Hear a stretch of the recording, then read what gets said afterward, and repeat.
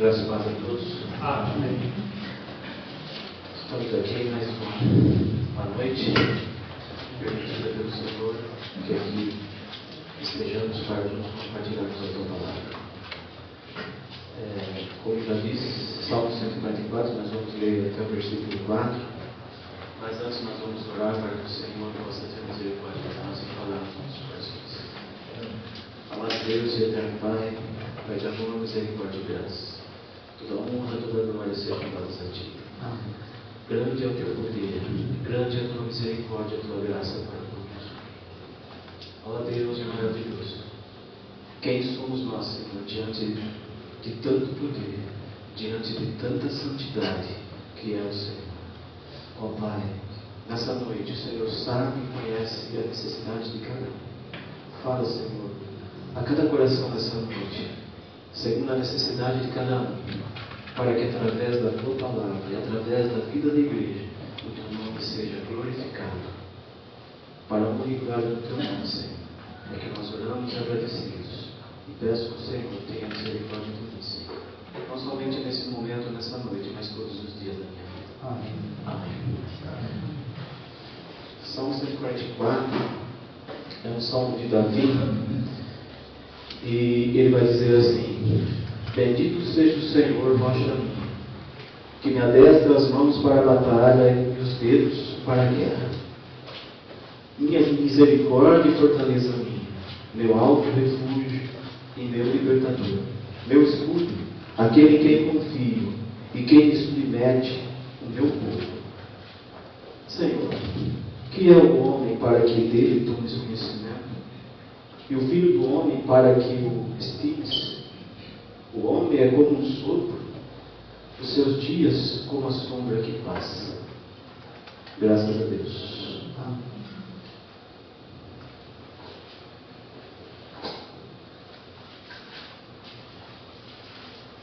Aqui o salmista, ele está salmodiando ao Senhor através dessa palavra maravilhosa, e aqui ele reconhece que tudo o que ele é, tudo o que ele tem,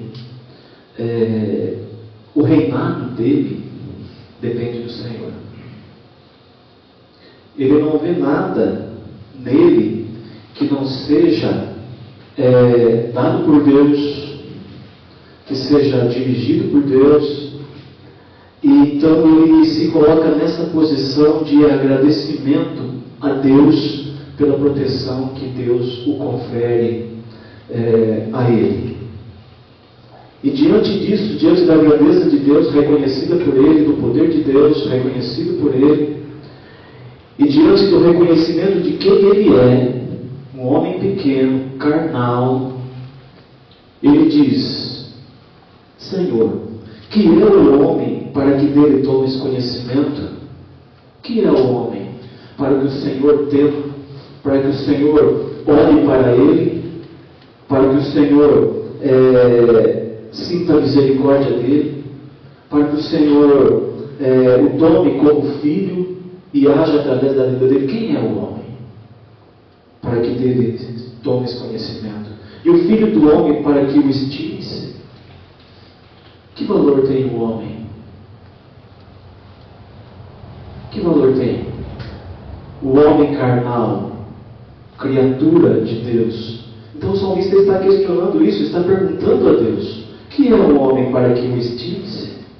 Que valor eu tenho, Senhor, para que o Senhor se atente para mim como algo precioso? E nós somos preciosos à vista de Deus, porque nós somos filhos de Deus, não por méritos nossos, mas por méritos do crucificado, Jesus Cristo, o Filho de Deus. Nós somos comprados por alto preço, o sangue do Cordeiro derramado ali na cruz. Então, Davi reconhece a pequenez dele diante da grandeza de Deus. E aí ele vai dizer no versículo seguinte, falando do seu corpo carnal: o homem é como um sopro, os seus dias como a sombra que passa. Essa é a nossa vida. É um momento aqui passa. Quando nós voltamos atrás, nos nossos momentos de nostalgia, quando éramos crianças e lembramos de tudo que nós fizemos, e a gente vai ver que passou tanto tempo, só que passou tão rápido. E quando nós olhamos para o futuro, se assim nós podemos o fazer, porque o dia de amanhã pertence ao Senhor e os nossos dias estão contados por Ele, tudo determinado e escrito no teu livro. Então, se nós possamos olhar para o futuro, quanto tempo mais nós temos aqui? Jesus diz que nós não podemos acrescentar um côvado à nossa vida. Por quê? Porque nós somos passageiros. E o que nós temos feito? Com que nós temos nos preocupado? Essa semana nós tivemos aí, nós pudemos acompanhar um acontecimento lá em Balneário Camboriú, quando um motorista para na esquina, outro vem e bate no carro dele. Aquele que foi atingido, ele desce do carro.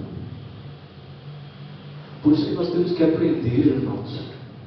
Não sei dizer se ali era um cristão ou um ímpio, mas a questão ali é que ele não agiu com impiedade aquele que bateu no carro dele.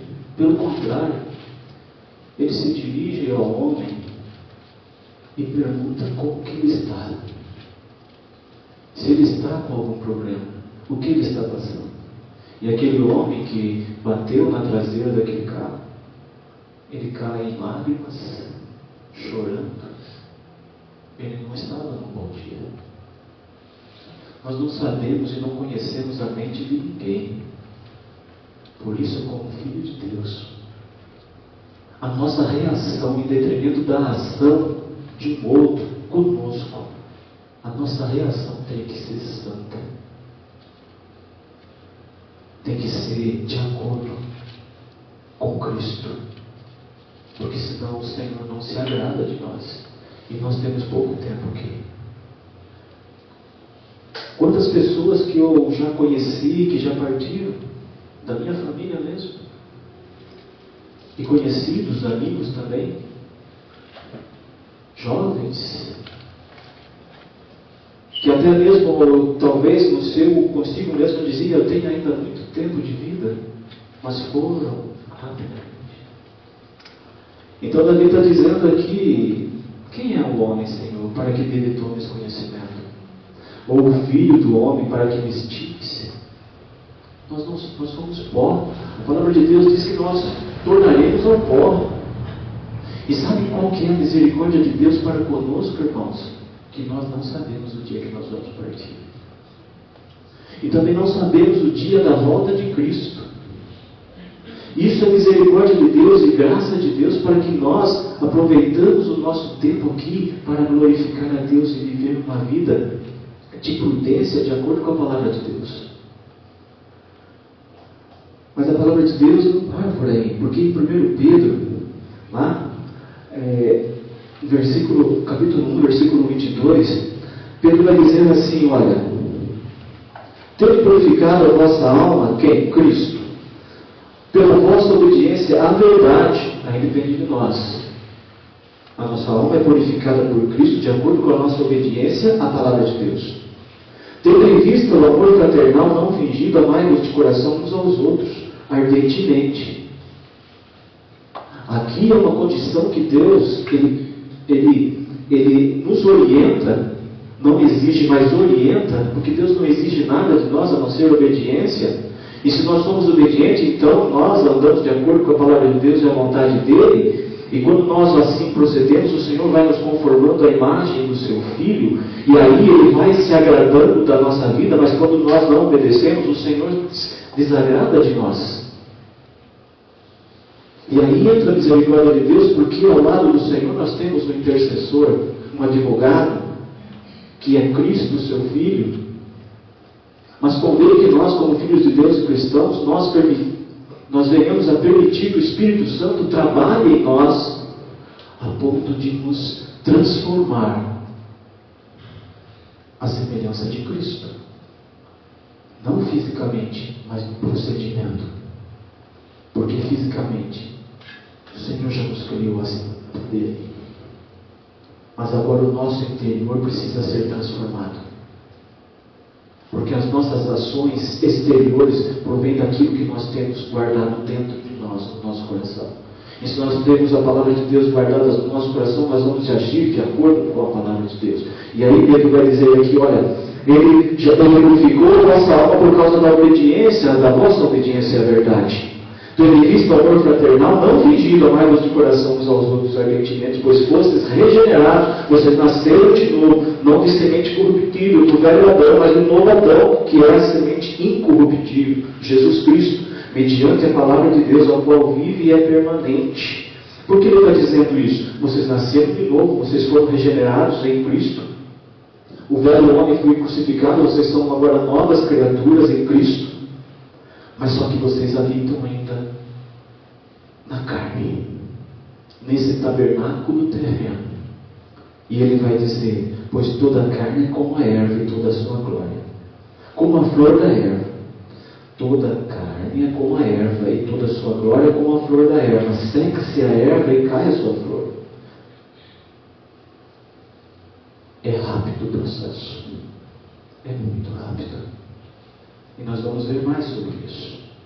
A palavra do Senhor, porém, permanece eternamente, porque a palavra do Senhor é o próprio Senhor habitando em nós.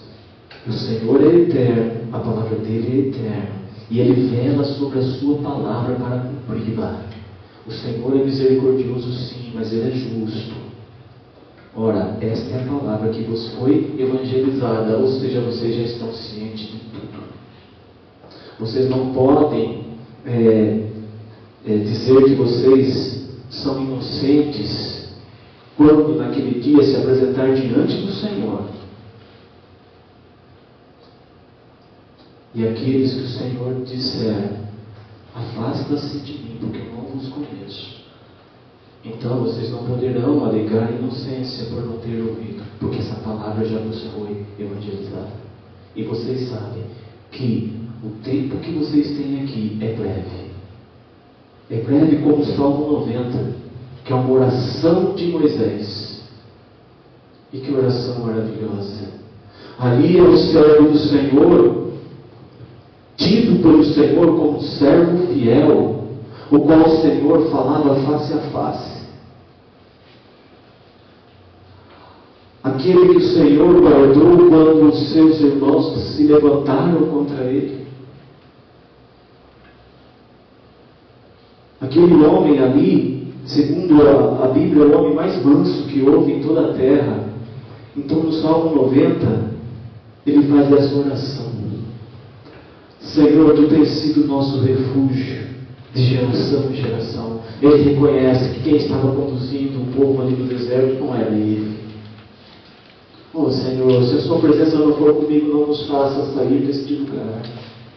Deixe-nos aqui, porque é melhor estar aqui do que caminhar sem a tua presença, sem a tua orientação, sem o Senhor dizer para onde nós vamos. Não é a minha vontade, é a tua, Senhor. Esse era o servo do Senhor, o servo Moisés. E ele vai dizer, Senhor, tu tens sido nosso refúgio de geração em geração. Antes que os montes nascessem e se formassem, a terra e o mundo de eternidade a eternidade, tu és Deus. Tu és eterno, Senhor. Tu habitas no mais altos céus, a terra é estrado dos seus pés.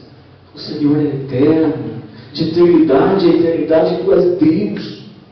Tu reduzes o homem ao pó e dizes, tornai filho dos homens.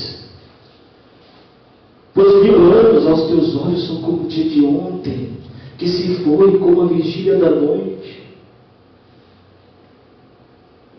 O tempo do Senhor não é o nosso tempo. Não é o nosso tempo. Nós nos cansamos, nos fatigamos. E continua dizendo, Tu os arrastas a torrentes, são como um sono, como a relva que floresce de madrugada viceja e floresce, ou seja, de madrugada, você tem o seu maior vigor. Fala da nossa mocidade, onde nós podemos tudo, nós fazemos de tudo, sem pensar nas consequências, e a nossa vida, na nossa mocidade, era conduzida de acordo com os nossos pensamentos, o nosso coração. Não havia nada errado e nós não tínhamos medo de errar, porque nós não conhecíamos a Cristo. Nós não conhecíamos a Cristo e nós sabíamos a consequência do pecado. Nós não sabíamos que o salário do pecado era a morte. Então nós andávamos de acordo com o nosso coração, de acordo com o curso desse século, porque nós tínhamos vigor, fisicamente falando. E Moisés vai dizer, olha, de madrugada viceja e floresce a beleza, a formosura, a força, mas à tarde murcha e seca. Não dura muito, não dura muito. Pois somos consumidos pela tua ira e pelo teu furor conturbados. Diante de ti pusestes as nossas iniquidades, e sob a luz do teu rosto os nossos pecados ocultos. Nada está escondido diante de Deus, pois todos os nossos dias se passam na tua ira. Acabam-se os nossos anos como um breve pensamento. Os dias da nossa vida só de 70 anos, ou havendo vigor a 80, nesse caso o melhor deles é canseiro e fardo. Porque tudo passa rapidamente, nós voamos, mas o Senhor é eterno. Moisés fala aqui, daqui a pouco eu vou descer à sepultura, mas o Senhor é eterno. O Senhor é eterno. E aí, irmãos, diante dessa nossa brevidade, qual a nossa posição? O que nós estamos fazendo? Se fosse atrás do nosso carro que aquele Senhor tivesse batido, qual a nossa reação? Qual a nossa reação quando nós ouvimos uma palavra que nos incomoda, que nos deixa triste, magoado? A palavra de Deus diz, irai-vos. É permitido irar, mas não pequeis, porque o pecado consome, o pecado entristece, o pecado definha, o pecado mata. Irai-vos, mas não pequeis. Sabe por quê, irmãos? O nosso cuidado com a nossa vida, agora que conhecemos a esse Deus maravilhoso e sabemos que somos filhos dele, em ver as atitudes que ele teve com relação ao seu povo, o que nós estamos fazendo, sabe por quê? Porque em 2 Coríntios 5,10 diz assim, porque importa que todos nós compareçamos perante o tribunal de Cristo, para que cada um receba segundo o bem ou o mal que tiver feito por meio do corpo. Sabe, irmãos, viver a vida de Cristo não é fácil, não. O leproso, ele era retirado do convívio social e havia um lugar onde ele ficava afastado de tudo e de todos. E se alguém estivesse se aproximando daquele lugar para por ali passar, ele tinha que gritar lá de longe, eu sou leproso. Não era uma confissão, era uma indicação para que aquela pessoa se desviasse daquele caminho e fosse para longe dele. Era a lei. Mas daí, se nós quisermos ser parecidos com Cristo, aí nós vamos ao encontro desse leproso. Nós estendemos a mão a ele e tocamos.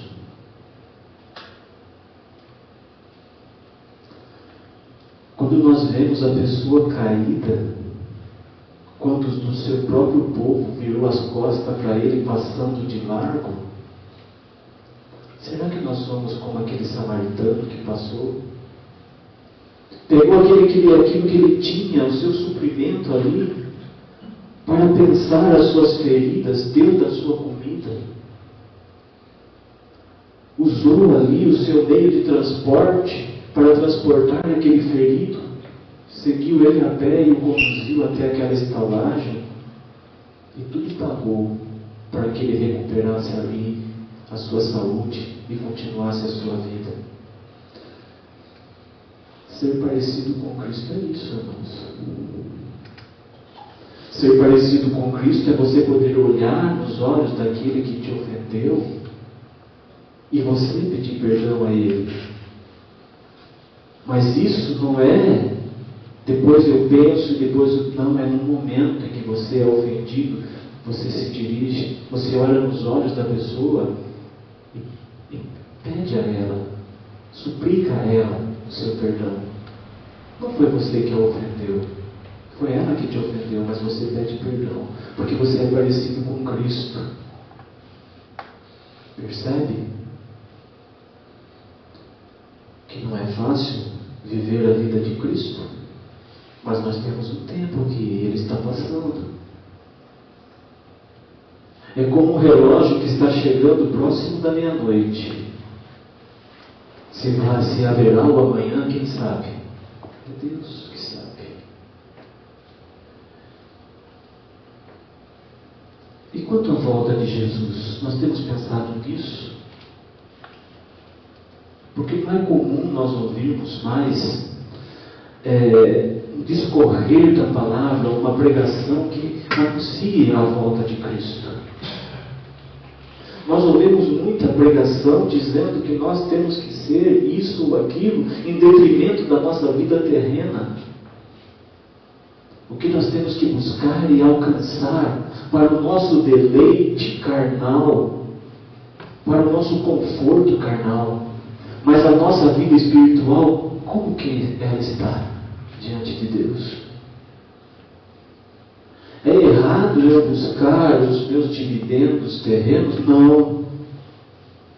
Mas quando ele se torna prioridade na minha vida, então eu estou servindo a Mamon e não a Deus. Porque servir a Deus é como aqueles irmãos de Atos, que eles não tinham por propriedade deles aquilo que era deles. Eles repartiam com os necessitados para que esses necessitados tivessem mais tempo de estar ouvindo a palavra de Deus. Mas nós acumulamos para nós granjeamos para nós. É assim a nossa vida. E quanto à volta de Cristo? Nós estamos preparados para a volta de Cristo? Nós estamos esperando o noivo? Ou nós estamos dormindo no caminho? Sentados à beira do caminho, como Bartimeu. Bartimeu era colocado à beira do caminho, ele era cego, ele não tinha visão, ele não enxergava. Será que nós estamos como Bartimeu antes de conhecer a Cristo? Sentados à beira do caminho, cegos, mas nós estamos ouvindo a palavra de Deus. Nós estamos ouvindo constantemente. Principalmente quando nós estamos aqui reunidos. Não falta a palavra de Deus. Não falta a palavra da cruz. Não falta a palavra de salvação. Mas nós, tanto que nós ouvimos, nós estamos esperando a volta de Cristo. Porque o nosso tempo está acabando. Falo por experiência própria. De todos os que partiram da minha família já. O Senhor tem me conservado. Não sei o propósito do Senhor, mas o propósito dele na minha vida é que eu seja obediente à palavra dele. Jesus anuncia que ele voltaria. Ele prepara os seus discípulos para a sua volta. Em Mateus 25 vai dizer: então o reino do céu será semelhante a 10 virgens que, tomando as suas lâmpadas, saíram para encontrar-se com o noivo. 5 dentre elas nécias e 5 prudentes. Nécias, imprudentes, não tinham compromisso com o noivo, viviam a sua própria maneira. Para que azeite? Vamos gastar o nosso azeite agora, porque Nós não sabemos se o noivo voltará. Lembra do povo no deserto? Faz para nós um Deus, para que nós possamos seguir, porque esse Moisés, nós não sabemos o que foi feito dele. Eles não aguentam esperar 40 dias e 40 noites pela resposta de Deus trazida pelo servo de Deus que escreveu o Salmo 90. Eles não aguentam. Eles querem Deus. E é interessante que aquele que ficou no comando ouve e entrega a eles o bezerro de ouro. 5 prudentes, as nécias e 5 nécias. As nécias, ao tomarem as suas lâmpadas, não levaram azeite consigo. No entanto, as prudentes, além das lâmpadas, levaram azeite e vasilhas. Elas estavam preparadas para isso. Retardando o noivo, foram todas tomadas de sono e adormeceram, mas à meia-noite ouviu-se um grito: eis o noivo, saía ao encontro. Então se levantaram todas aquelas virgens e prepararam as suas lâmpadas. E as nécias disseram aos prudentes: dai-nos do vosso azeite, porque as nossas lâmpadas estão se apagando. Mas as prudentes responderam: não, para que não nos falte a nós e a vós outras. Ide antes aos que o vendem e comprai-o. E saindo elas para comprar, chegou o noivo. E as que estavam apercebidas entraram com ele para as bodas e fechou-se a porta. Mais tarde chegaram as virgens nécias, clamando: Senhor, Senhor, abre-nos a porta. Mas ele respondeu: em verdade vos digo que não vos conheço. E aí Jesus diz: vigiai, pois, porque não sabeis o dia nem a hora em que o Filho do Homem voltará. Jesus está voltando. A volta do Senhor, ela é iminente. Não tarda o Senhor como nós pensamos. Não. Porque o tempo do Senhor não é o nosso tempo. Se o Senhor nos chamar, que nós estejamos preparados para o seu chamado, quando Ele nos chamar para junto dEle. Mas se o Senhor voltar, que nós estejamos preparados para a sua vinda, para recebê-lo, assim como as virgens prudentes ali o receberam. Em Efésios 5 vai dizer: portanto, vede prudentemente como andais, não como nécios, sem razão, sem conhecimento, e sim como sábios. É sabedoria do alto, vinda de Deus, remindo o tempo. Quando ele fala assim, quando Paulo fala remindo o tempo, ele está dizendo: use o tempo que você tem com sabedoria. Use o tempo que lhe resta aqui, agora que vocês conhecem a Cristo, use para a glória de Deus. Isso é remir o tempo, porque os dias são maus. E não é que os dias são maus, não é que os dias que nós vivemos são maus, não, eles são terrivelmente maus. O mundo jaz no maligno, o mundo está perdido, não há solução para esse mundo, a não ser Cristo crucificado, ressurreto. Não, sem Cristo não há solução nesse mundo. Não adianta nós nos empenharmos em defender esse ou aquele político na esperança de que vai melhorar. Não vai melhorar. Não vai melhorar. O mundo nunca melhorou. O mundo sempre esteve mal. Os dias sempre foram maus. Assim foi. Assim é. E continuará sendo, enquanto o Senhor não vier resgatar a igreja. O mundo continuará sendo mal.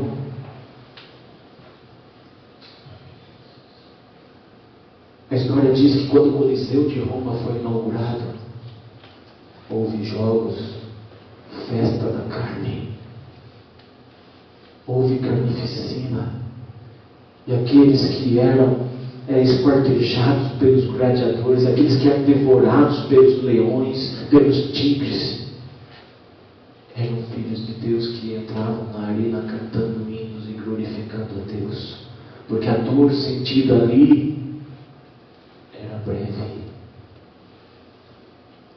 era um minuto, era segundo, não importa, passaria. E ao deitar ali, ao tomar ali o seu corpo carnal, terreno, o seu espírito estaria com Deus, a sua alma no paraíso. O conselho de Abraão, assim como foi com o ladrão da cruz. Ainda hoje você estará comigo no paraíso. Em verdade te digo isso. Use o tempo com sabedoria. Por essa razão não vos torneis insensatos, sem razão, sem conhecimento, sem prudência, mas procurai compreender qual a vontade de Deus. Qual a vontade de Deus para a minha vida? Qual é a vontade de Deus para a sua vida? Nós estamos procurando saber qual é a vontade de Deus, ou nós estamos andando, capengando no nosso próprio entendimento, conhecimento, na nossa própria razão? Qual é a vontade de Deus?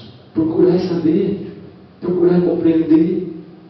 E não vos embriagueis com o vinho no qual de solução, mas enchei-vos do Espírito Santo. Está falando de santificação.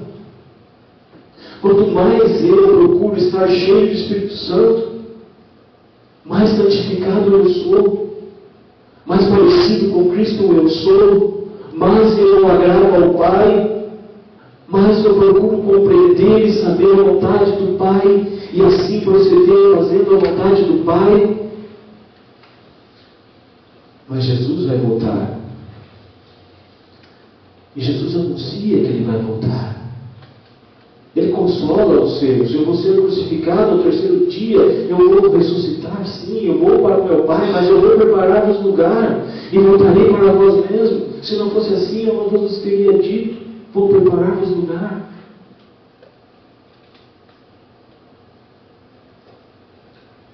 Mas Jesus aconselha os seus. Em Mateus 23 vai dizer: então falou Jesus às multidões e aos seus discípulos. Na cadeira de Moisés se assentaram os escribas e fariseus. Fazei e guardai, pois, tudo quanto eles vos disserem. Eles tinham conhecimento da lei, da palavra de Deus. Eles falavam da palavra de Deus.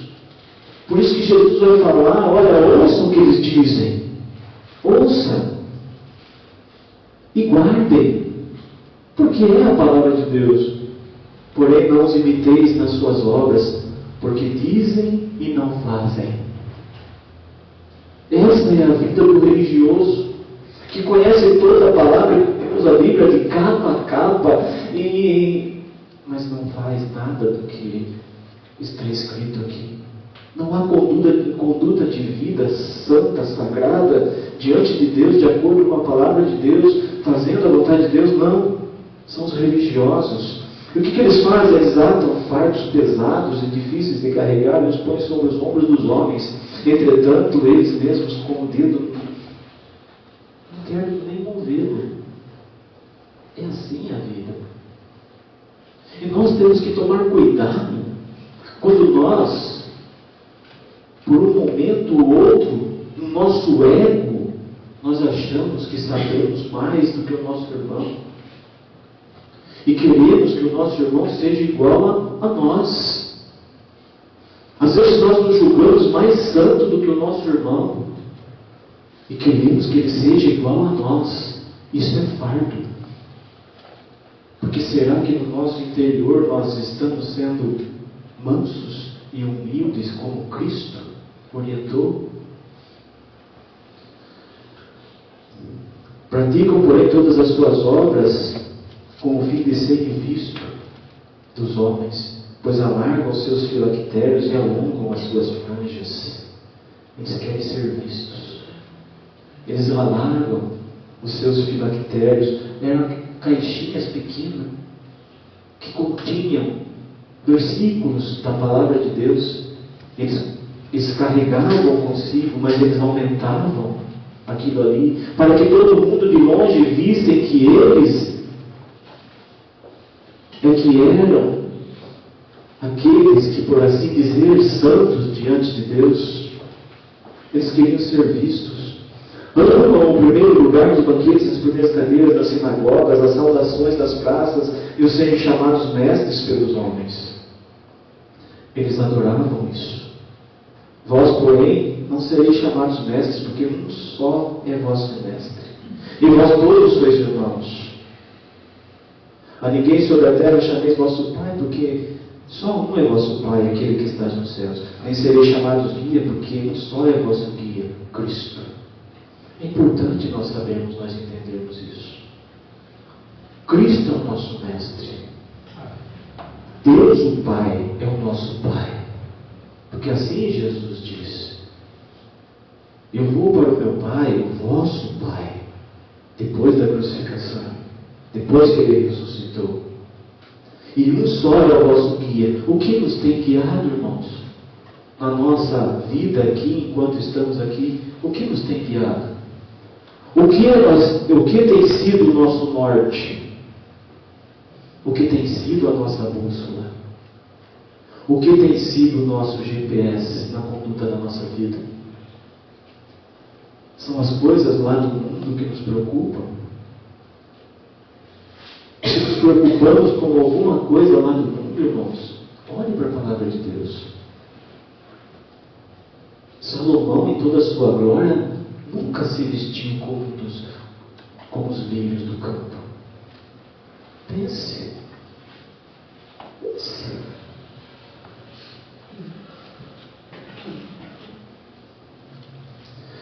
Mas o maior dentre vós será vosso servo. Quem assim mesmo se exaltar será humilhado, e quem assim mesmo se humilhar será exaltado.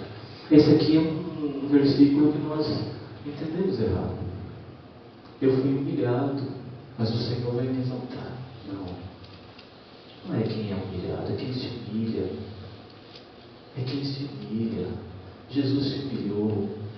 A palavra de Deus diz que Ele, sendo Deus, não teve por usurpação o ser igual a Deus. O que é isso, irmãos? Ele poderia ser igual a Deus, porque ele não tinha como errado ser igual a Deus. Se ele se comportasse igual a Deus, estava certo. Ele era Deus. Mas ele não via errado ser igual a Deus. Mas ele se humilhou. Ele aceitou a forma humana. Ele se humilhou. Ele obedeceu ao Pai. Foi até a morte. E aí o escritor aos Hebreus vai dizer, e Paulo vai dizer, e morte de cruz. Ele coloca essa palavra, ele foi até a morte. E ele afirma ali, e morte de cruz. Porque como nós ouvimos na reunião passada, a pior morte existente naqueles dias era a morte de cruz. Por isso que o escritor enfatiza, ele foi até a morte. E morte de cruz. Ele não foi decapitado, questão de segundo, apagou, acabou. Não. Ele foi até a morte. E morte de cruz. Ele sofreu. Ele padeceu. Não sejam como os religiosos. Não. Olhe a conduta da sua vida. Porque vocês estão aqui de passagem. A vida de vocês é um breve pensamento. O Mestre está voltando. O Salvador está voltando. Então olhe. Não olhe para a religiosidade. Olhe para o Senhor da vida. E Lucas vai dizer, Lucas 12, cingido, esteja o vosso corpo e acesas as vossas candeias, sejam vós semelhantes a homens que esperam pelo seu Senhor. Sejam vós semelhantes a homens que esperam pelo seu Senhor. Aqui está falando de servo. Se eu tenho Senhor, então eu sou um servo. Então você se porte como um servo que espera o seu Senhor. Não desvie a sua atenção. Não deixe se perder pelas coisas que estão ao seu redor, não. Se o seu norte é Cristo, se o seu alvo é Cristo, então permaneça nele. Sejam como servos prudentes que aguardam a volta do seu Senhor. Ao voltar ele para as festas de casamento, para que quando vier e bater a porta, logo vocês abram a porta. Felizes ou bem-aventurados aqueles servos, aquele Senhor, quando vier, nos encontre vigilantes. Nós temos que viver uma vida de vigilância, irmãos. Diante de Deus e diante desse mundo caído, porque nós somos luz no mundo de trevas.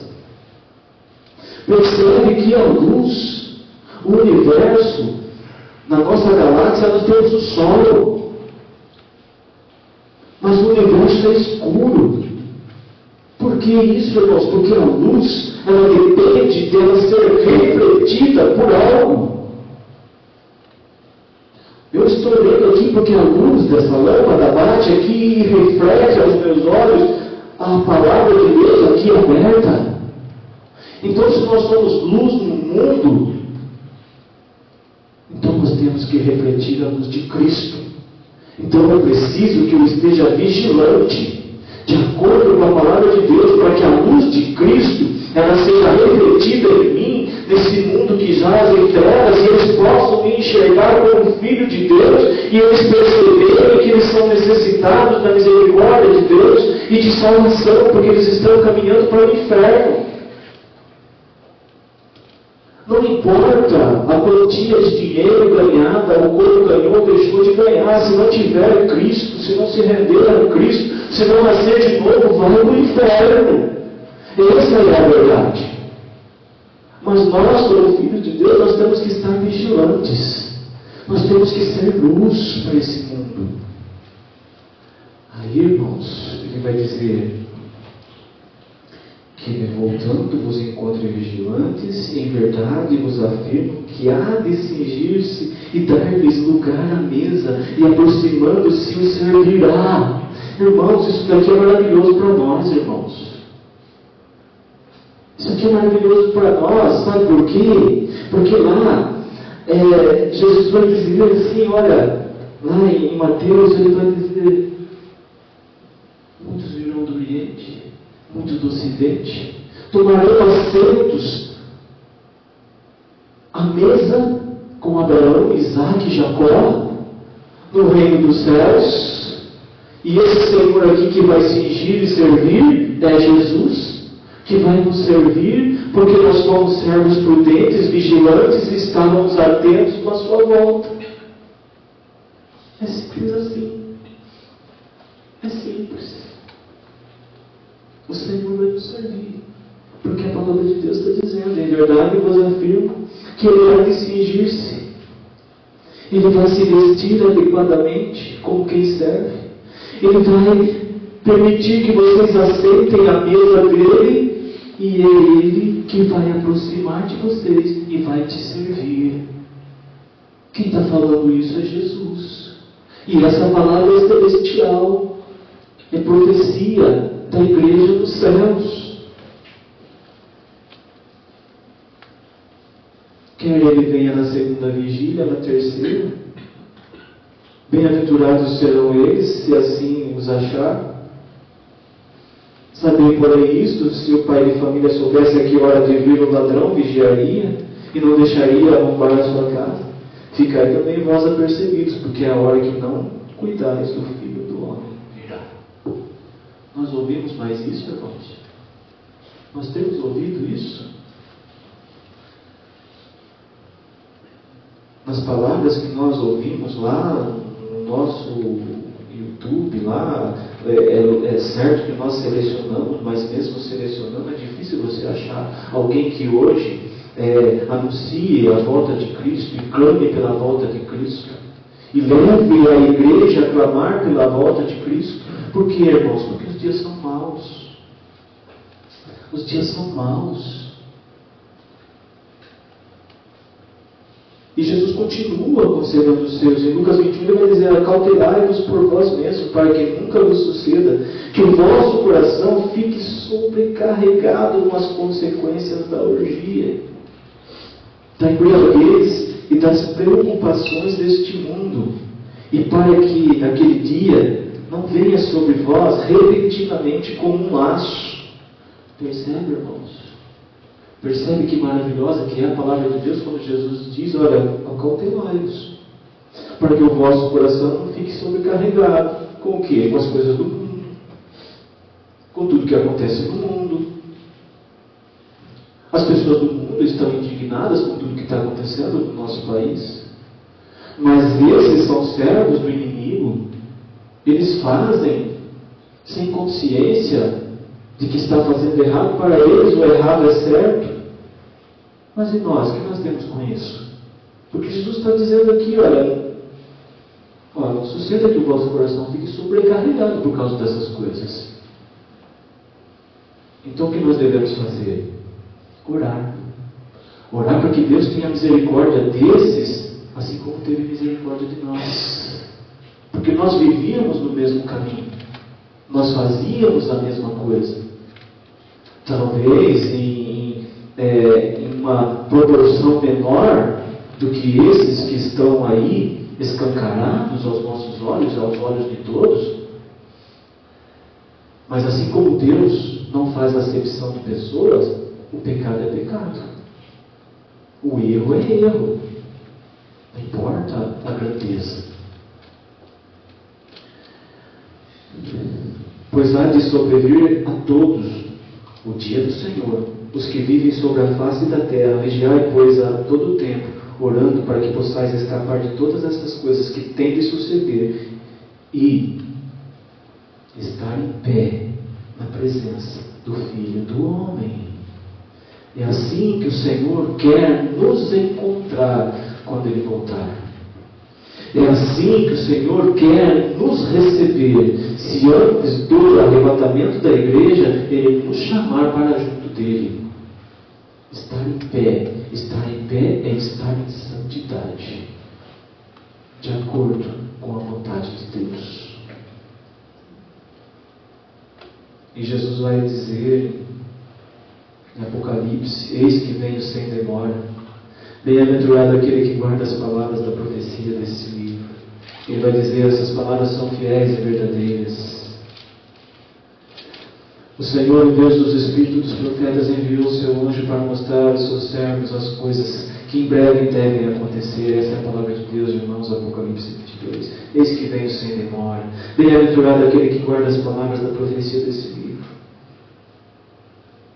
E diante de tudo isso, que Jesus vai voltar, e a volta dele, ele fala: eu venho sem demora. Guarde as profecias desse livro, atente-se a ela, busque conhecimento sobre ela, e aquilo que pedir que vos faça, faça, porque o fim está próximo, e pelo fim está próximo, a palavra de Deus vai dizer assim: olha, disse-me ainda, João escrevendo, não seles as palavras da profecia deste livro. O anjo estava dizendo a ele, porque o tempo está próximo. E aí entra, irmãos, o versículo 11. Por causa disso, porque o Senhor está próximo, porque os dias são maus, porque o mundo jaz no maligno, continue o injusto fazendo injustiça, continue o imundo ainda sendo imundo, porque não conhecem a Deus. A palavra de Deus fala: Deus endureceu o coração de Faraó. O coração de Faraó já era duro, porque senão no primeiro momento ele já tinha se rendido e libertado o povo. Mas pelo coração dele ser duro, através da dureza do coração dele, Deus foi glorificado através dele. Mas e o justo, irmãos? O injusto continue fazendo injustiça, o imundo continue sendo imundo, mas o justo, os filhos de Deus, a igreja do Deus vivo, o justo continue na prática da justiça, e o santo continue a santificar-se. E eis que venho sem demora, e comigo está o galardão que tenho para retribuir a cada um segundo as suas obras, segundo o que foi feito através do nosso corpo enquanto aqui. A verdade é que nós nascemos e morremos, mas nesse inteirinho, nesse intervalo, tem um tempo, e esse tempo está passando.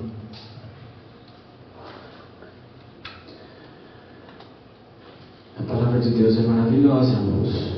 Paulo, em 1 Tessalonicenses, ele vai explicar como que será a vinda do Senhor. 1 Tessalonicenses 4, 16 e 18, ele vai dizer: porquanto o Senhor mesmo, dada a sua palavra de ordem, ouvida a voz do arcanjo e ressoada a trombeta de Deus, descerá dos céus, e os mortos em Cristo ressuscitarão primeiro. Depois nós, os vivos, os que ficarmos, seremos arrebatados juntamente com eles entre nuvens, para o encontro do Senhor nos ares, e assim estaremos para sempre com o Senhor. Consolai-vos, pois, uns aos outros com essas palavras. nós estaremos junto deles. Consolai-vos uns aos outros. O irmão está com dificuldade, está passando por uma situação difícil, consolai. Daqui a pouquinho nós vamos estar junto com ele. O irmão está passando por um momento de doença e um diagnóstico negativo diante da medicina terrena, mas tenha bom ânimo, alegrai, porque daqui a pouco nós vamos estar juntos com ele. No capítulo 5 do mesmo livro, 1 Tessalonicenses, irmãos, relativamente aos tempos das épocas, não há necessidade de que eu vos escreva, pois vós mesmos estáis inteirados com precisão de que o dia do Senhor vem como um ladrão de noite. Vocês já sabem, vocês têm ciência, estejam apercebidos, pode acontecer a qualquer momento. Nós podemos voltar para casa ou não, nós poderemos estar aqui amanhã de manhã ou não. O dia do Senhor virá como um ladrão de noite. Quando andarem dizendo paz e segurança, eis que lhes sobrevirá repentina destruição, como vem as dores de parto, aqui está para dar a luz, e de nenhum modo escaparão. O mundo quer paz, o mundo tenta anunciar paz, eles buscam a paz através de guerras, destruição, não há paz. No coração do ímpio não há paz, na vida do ímpio não há paz, mas no coração do Filho de Deus há paz, porque Cristo é a nossa paz entre a igreja de Deus. Há paz, porque Cristo é a nossa paz. E se não há paz é porque alguma coisa está errada, é porque o Espírito Santo não está governando a nossa vida, e sim o nosso egocentrismo, o nosso ego governa a nossa vida, e aí a dificuldade de perdoar, a dificuldade de conversar, a dificuldade de confessar, de se abrir, de orar pelo irmão, não há paz. Então tem que voltar. É conversão. Mas no coração do ímpio, na vida do ímpio, no meio da sociedade ímpia, não há paz. Porque só há paz em Cristo, e Cristo é a paz verdadeira, e só tem paz em Cristo aqueles que são de Cristo e obedecem ao Pai.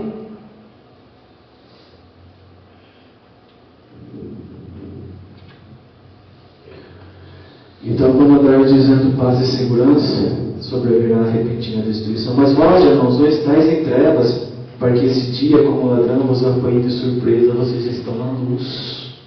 Atentem para a luz, permaneçam na luz, para que esse dia não vos pegue de surpresa. Portanto, vós todos sois filhos da luz e filhos do dia. Nós não somos da noite nem das trevas. Percebe os irmãos do Egito? O Egito em densas trevas, mas em Gósen, onde habitava o povo de Deus, havia luz. Havia luz. Luz dada por Deus. Luz permitida por Deus. O Egito é o mundo. Nós estamos no mundo, mas nós não somos do mundo. Os hebreus estavam no Egito, mas eles não eram egípcios. O Egito estava em trevas, mas em Gósen havia luz.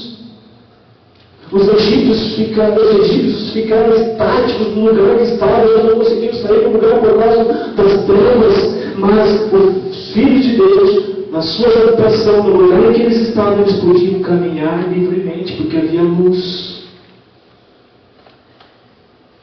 Assim, pois, não durmamos como os demais, pelo contrário, vigiemos e sejamos sóbrios. O que é ser sóbrio, irmãos? Aqui é não ser intoxicado pelas coisas do mundo, mas ser cheios do Espírito Santo, atentos à palavra de Deus, permitindo que o Espírito Santo trabalhe conosco. Sejam sóbrios, não intoxicados com as coisas desse mundo. Sabe por que tudo isso, irmãos? Porque não há como fugir dos olhos de Deus. E a palavra de Deus nos afirma isso, Salmo 139. Para onde gazetarei o teu espírito? Para onde fugirei da tua face? Se subo aos céus, lá está. Se faço a minha cama no mais profundo abismo, lá está também. Se tomo as asas da alvorada e me detenho nos confins dos mares, ainda lá me haverá de guiar a tua mão e a tua destra me susterá. Se eu digo as trevas com efeito me encobrirão, e a luz ao redor de mim se fará noite, até as próprias trevas não te serão escuras, as trevas e a luz são as mesmas coisas aos teus olhos, Senhor. Para onde eu irei? Para onde eu fugirei da face do Senhor? Elias, que fazes aqui, Elias? E Elias fora, vale. Elias, que fazes aqui, Elias? Ah, Senhor, eu não sou melhor do que os meus. Eu fiquei só. É lamento em cima de lamento. É lamento em cima de lamento. Então você volta, Elias, e unge Eliseu para assumir o seu lugar. Já que você está lamentando. Em Romanos vai dizer: não há criatura que não seja manifesta na sua presença. Pelo contrário, todas as coisas estão descobertas e patentes aos olhos daquele a quem temos de prestar contas. Graças a Deus por essa palavra. Tem um pouquinho mais, mas não tem tempo. A igreja de Filadélfia, bem o Senhor embora, conserva o que tens para que ninguém tome teu cuidado com as ciladas do inimigo. Pedro vai dizer: há todavia uma coisa notes que não deveis esquecer, que para o Senhor um dia como 1000 anos e 1000 anos como um dia. Não retarde o Senhor a sua promessa como alguns julgam demorado, pelo contrário, ele é longânimo, paciente para conosco, não querendo que nenhum pereça, senão que todos cheguem ao arrependimento. Essa é a mente do Senhor. O nosso tempo não é o tempo do Senhor. Nós somos breves aqui, mas o Senhor é eterno. Paulo aconselha Timóteo: olha, prega a palavra insta, urgente, seja oportuno ou não. Prega a palavra de Deus. Essa é a missão da igreja, porque o mundo está perecendo. E por fim, irmãos, em Romanos 14:7, Paulo vai dizer: olha, porque nenhum de nós vive para si mesmo. Nós não vivemos para nós mesmos. A nossa vida tem que ser para Deus. Viver a vida de Cristo. Nem morre para si. Não. Porque se vivemos, para o Senhor vivemos. Se morremos, para o Senhor morremos. Quer pois vivamos ou morramos, somos do Senhor, pertencemos a Ele. E só uma pergunta para a nossa reflexão, para que nós voltemos pensando para casa. Se o Senhor nos chamar, ou se Ele voltar, como Ele nos encontrará? Quando Jesus voltar, como é que Ele vai nos encontrar, irmãos? Graças a Deus.